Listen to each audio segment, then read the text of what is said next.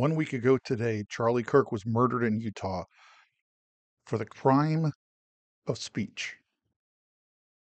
We have passed a Rubicon.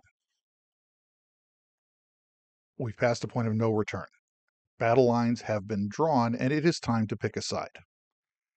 If you cheered the murder of Charlie Kirk because you didn't like what he had to say, you are a terrorist sympathizer.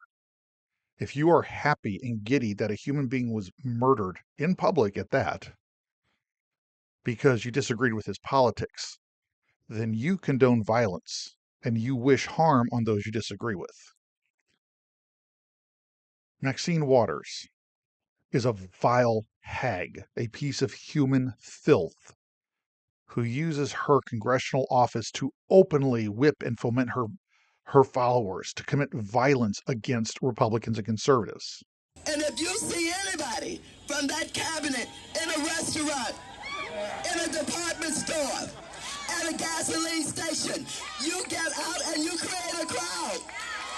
And you push back on them. And you tell them they're not welcome anymore, anywhere. She's a vile piece of filth.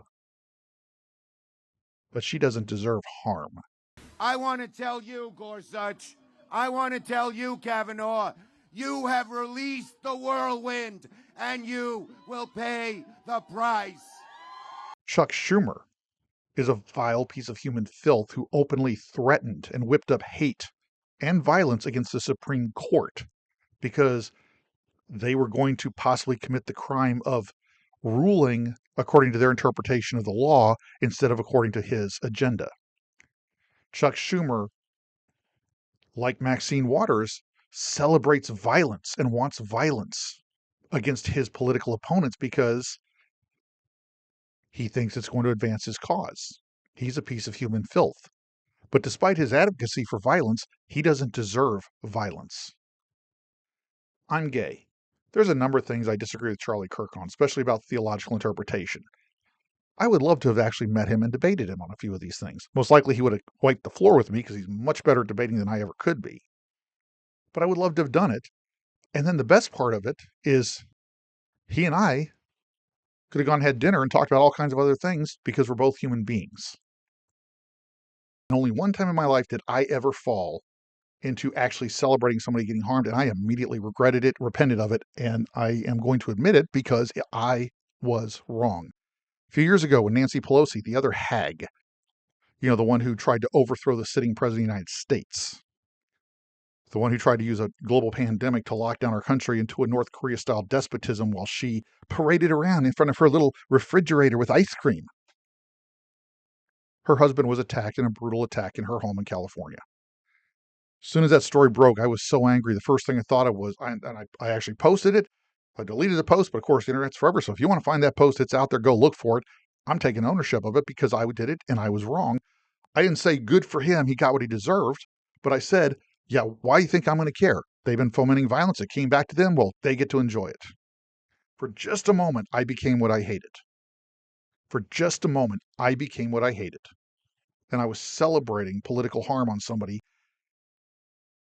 because I was angry at him. And more justifiably so, because she'd been wishing harm and inciting harm against people like me, Republicans, conservatives, and gay people like me who are normal gays and don't believe that a man can become a woman. Don't believe that a man can have a baby, because guess what? Men can't become women. We're mammals. It doesn't work that way. Except I became what I hated. Just a moment. I became all my worst instincts.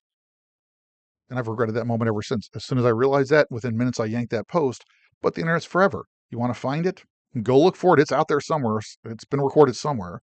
I do take ownership of it. I repent of it. I was wrong.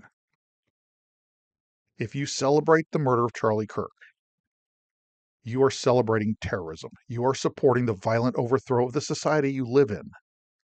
You're also showing how weak you are, because if you have to resort to violence to shut somebody up because you don't like what they say, how weak is your position if you have to use violence to stop somebody who's talking?